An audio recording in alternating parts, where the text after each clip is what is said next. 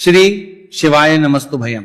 दोस्तों, जैसा कि आप सभी लोग जानते हैं कि 17 फरवरी 2026 यानी मंगलवार को पड़ रही है फाल्गुन मास की अमावस्या, व्रत और साल का पहला बड़ा सूर्य ग्रहण। और दोस्तों, यह वह तिथि है जो फाल्गुन मास में पड़ने वाली सबसे बड़ी तिथि है, क्योंकि यह मंगलवार के दिन पड़ रही है और इसका बहुत ही बड़ा और विशेष महत्व होता है। पूज्य गुरु जी ने कहा है कि अगर कभी भी मौका लग जाए और फाल्गुन महीने की अमावस्या तिथि मंगलवार को पड़ जाए तो आप लोगों को एक छुटकी काला तिल वाला उपाय तो अवश्य ही करना चाहिए। इन दोनों का संयोग बहुत ही कम आता है। इसी के साथ में गुरु जी ने अपनी शिव पुराण कथा में बताया है कि इस दिन आपको एक छुटकी काला तिल वाला उपाय तो आपको अवश्य ही करना चाहिए, क्योंकि ऐसा दिन पूरे साल में सिर्फ एक ही बार आता है। और दोस्तों, आप सभी लोग जानते हो कि मंगलवार अमावस्या तिथि का अगर सबसे बड़ा कोई उपाय है तो वो एक छुटकी काला तिल वाला उपाय है।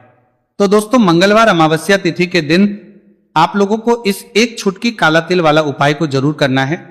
बहुत सारे लोग होंगे जिन लोगों ने इस उपाय को ना किया हो, मतलब पूरा साल निकल गया, उन्होंने किसी भी दिन इस छुटकी काला तिल वाला उपाय को ना किया हो। पर दोस्तों, आपके पास एक आखिरी मौका बचा हुआ है जो कि 17 फरवरी मंगलवार अमावस्या तिथि के दिन है। इस दिन आप लोगों को इस वाले उपाय को जरूर कर लेना है। भले ही आपने पूरे महीने भर इस उपाय को ना किया हो, पर अगर आपने इस महीने के मंगलवार अमावस्या तिथि के दिन अगर इस वाले उपाय को कर लिया तो आपको इस उपाय को करने का वह फल मिलेगा जिसकी आपने कभी कल्पना भी नहीं करी होगी। इसीलिए आप लोग इस वाले उपाय को एक बार जरूर कर लेना है, ताकि आप लोगों के हाथ से ये मौका ना जा सके और आपको इस उपाय को करने का फल मिल सके। दोस्तों, यह उपाय पंडित जी ने अपनी अभी की ही श्री शिव महापुराण की कथा में बताया है। उपाय को आज हम आपको बहुत अच्छे से समझाने वाले हैं। इस वीडियो को देखने के बाद इस उपाय को समझने के लिए आपको कोई और वीडियो को देखने की जरूरत नहीं पड़ेगी। तो चलिए दोस्तों, उपाय को शुरू करते हैं। देखिए, यह इस फाल्गुन महीने के मंगलवार अमावस्या तिथि के दिन यह इतना खास होता है, इतना महत्वपूर्ण होता है। देखा गया है कभी कभी बड़े बड़े पूजा पाठ अनुष्ठान से जो मनोकामना पूर्ण नहीं होते, वह फाल्गुन महीने की मंगलवार अमावस्या तिथि के दिन एक छोटे से उपाय करने से ही आपकी मनोकामना पूर्ण हुए। और बहुत सारे लोगों ने इस उपाय को किया भी है और उनको इस उपाय को करने का फल भी जरूर मिला है। अगर आप लोग भी इस उपाय को करना चाहते हैं तो आप इस उपाय को पहले अच्छे से समझ लेना, सुन लेना, उसके बाद करना। आपको इस उपाय का फल जरूर मिलेगा। और इस उपाय को कर लेने से आपके घर में चाहे किसी भी प्रकार की दुहक और समस्या क्यों ना चल रही हो, आपको उसका कारण भी नहीं पता है कि भाई यह समस्या किस कारण से चल रही। उसका कुछ भी कारण हो सकता है, जैसे पितृदोष हो सकता है या किसी भी तरह का मंगल दोष भी हो सकता है। तो इस दिन आप लोगों को यह वाला उपाय कर लेना है। यह एक ऐसा उपाय है जिस उपाय को अगर किसी विशेष दिन पर किया जाए तो भाई उस विशेष दिन का जो है वो तो हमें मिलता ही मिलता है, पर हमने उस दिन पर इस उपाय को किया है तो हमें उससे भी बड़ा फल मिलता है और फल बहुत जल्दी मिलता है, क्योंकि आप इस उपाय को बहुत ही बड़े और विशेष दिन पर रहे हो। तो चलिए अब उपाय के बारे में बात करते हैं, लेकिन उससे पहले आप लोगों को यह जानना आवश्यक है कि आखिर यह उपाय किस समय करना है, किसको करना है और कैसे करना है। तो चलिए हम आगे आपको वीडियो में एक एक करके बता देते हैं। लेकिन उससे पहले अगर आप लोग हमारे चैनल पर पहली बार आए हैं या फिर मेरी आवाज आज पहली बार सुन रहे हैं तो हमारे चैनल को सब्सक्राइब जरूर कर लेना और इस वीडियो को लाइक करके कमेंट बॉक्स में श्री शिवाय नमस्तु भयम ओम नमः शिवाय जरूर टाइप कर देना। तो दोस्तों, इस एक छुटकी काला तिल वाला उपाय को हमें इस मंगलवार अमावस्या तिथि के दिन कैसे करना है, किसको करना है, किस समय करना है और कहां पर करना है, ये सारे सवालों के जवाब आपको इस वीडियो में मिल जाएंगे। और जो ये वीडियो देखेगा भाई, उसको एक छुटकी काला तिल वाला उपाय जरूर करना चाहिए, क्योंकि इस दिन काला तिल का भी बहुत ही बड़ा और विशेष महत्व होता है। और बात आ जाए एक छुटकी काला तिल वाला उपाय की, तो यह सोने पे सुहागा वाली बात हो जाती है और ये एक बहुत ही बड़ा उपाय हो जाता है इस मंगलवार अमावस्या तिथि का। तो अब दोस्तों, इस एक छुटकी काला तिल वाला उपाय को आखिर करना किसको है, सबसे पहले हम लोग वो बात जान लेते हैं। तो देखो, घर की जो बड़ी माताएं बहनें होती हैं, उन माताओं बहनों में से कोई भी एक बड़ी माता बहन इस वाले उपाय को कर सकती है। और दोस्तों, अगर आप तो अपने घर में से सभी सदस्यों को भी इस उपाय को करवा सकते। अगर किसी व्यक्ति की खुद की कोई मनोकामना है, खुद की कोई दुख और परेशानी है जो कि वह अपने लिए ही करना चाहता है इस वाले उपाय को, तो वह खुद अपने लिए भी कर सकता है। बाकी अगर कोई घर में से ऐसा है जो कि अपने पूरे घर परिवार की सुख और शांति के लिए ये वाला उपाय करना चाहता है, तो भाई वो भी कर सकता है, उसमें भी कोई दिक्कत वाली बात नहीं है। कहने का मतलब है कि इस उपाय को हर एक सदस्य भी कर सकता है और पूरे घर परिवार के सदस्य के लिए घर की बड़ी माताओं बहनों में से कोई एक माता बहन भी कर सकती है।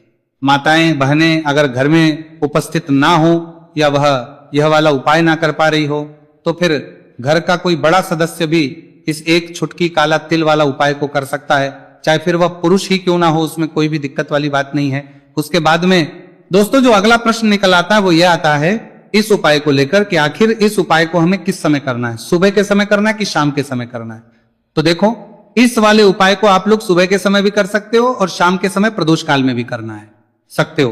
अब अगर आप पूछो कि भाई सबसे उत्तम समय कौन सा रहेगा इस एक छुटकी काला तिल वाला उपाय को करने का, तो हम आपसे बस यही कहेंगे कि इस उपाय को आप सुबह के समय करेंगे तो ज्यादा बेहतर होगा। बाकी अगर प्रदोष काल शाम के समय भी करेंगे तो भी अच्छा होगा, उसमें कोई भी दिक्कत वाली बात नहीं है।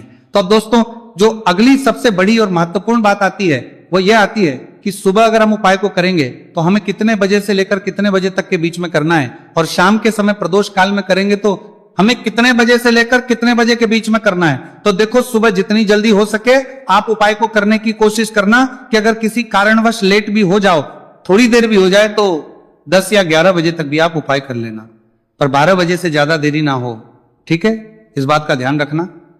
उसके बाद में दोस्तों अगर शाम के समय प्रदोष काल की बात करें, प्रदोष काल का जो समय है होता है वो शाम के 6 बजे से शुरू हो जाता है, मतलब शाम के 6 बजे से लेकर 7 बजे के बीच का जो समय होता है यह समय प्रदोष काल का समय होता है।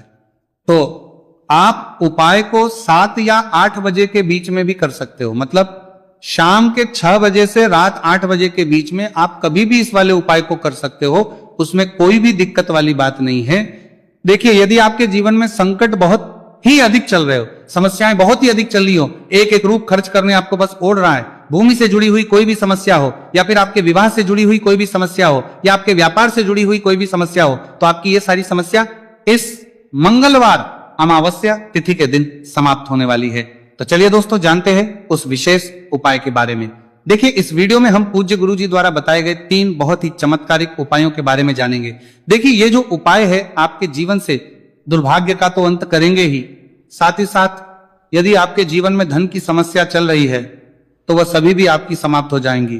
देखिए गुरुजी ने बताया है कि जब भी मंगलवार अमावस्या तिथि का दिन पड़े तो हमें कर्ज मुक्ति के लिए कुछ उपाय करने चाहिए।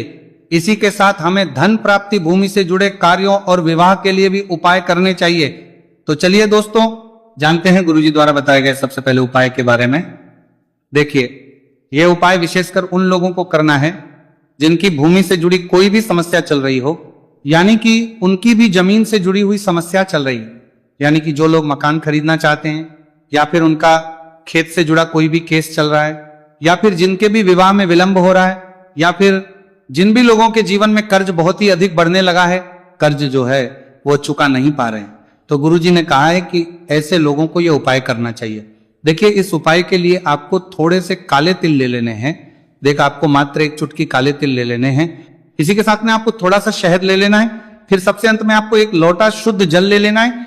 तांबे के पात्र के अंदर आपको अपने घर से शुद्ध जल ले लेना है और इन सभी सामग्रियों को आपको लेकर के पहुंच जाना है। भगवान शिव के मंदिर में देखिए पूज्य गुरुजी ने बताया है कि इस उपाय को आप सुबह से लेकर के शाम तक किसी भी समय में कर सकते हैं। देखिए मंदिर पहुंचने के आप जो काले तिल लेकर के गए थे उनमें आपको थोड़ा सा शहद लगा लेना है। देखिए आप जो शहद लेकर के आए हैं उस शहद में आपको ये काले तिल अच्छे से डुबो देना है और शहद से युक्त ये जो काले तिल हैं इन्हें आपको शिवलिंग पर अर्पित कर देने हैं या फिर आपको शिवलिंग के चारों तरफ अच्छे से काले तिल का लेपन कर देना है। पूज्य गुरुजी ने बताया है कि लेपन करते समय यदि आपके जीवन में कर्ज से जुड़ी समस्याएं चल रही हैं, लेपन करते समय आपको आर्यन मुक्तेश्वर महादेव का स्मरण करना है या फिर आपके जीवन में विवाह से संबंधित या फिर जमीन से संबंधित कोई भी समस्या चल रही है तो फिर आपको मंगलेश्वर महादेव का स्मरण करना है।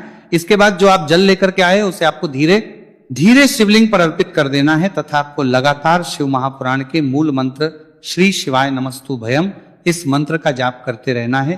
पूज्य गुरुजी ने बताया है कि सिर्फ एक मंगलवार अमावस्या तिथि यह उपाय करके देखना और आप स्वयं देखेंगे कि 2 से 3 महीने के अंदर आपके जीवन से जुड़ी हुई जो भी समस्याएं हैं बस सभी समस्या बहुत ही जल्द महादेव की कृपा से दूर होने लगेगी।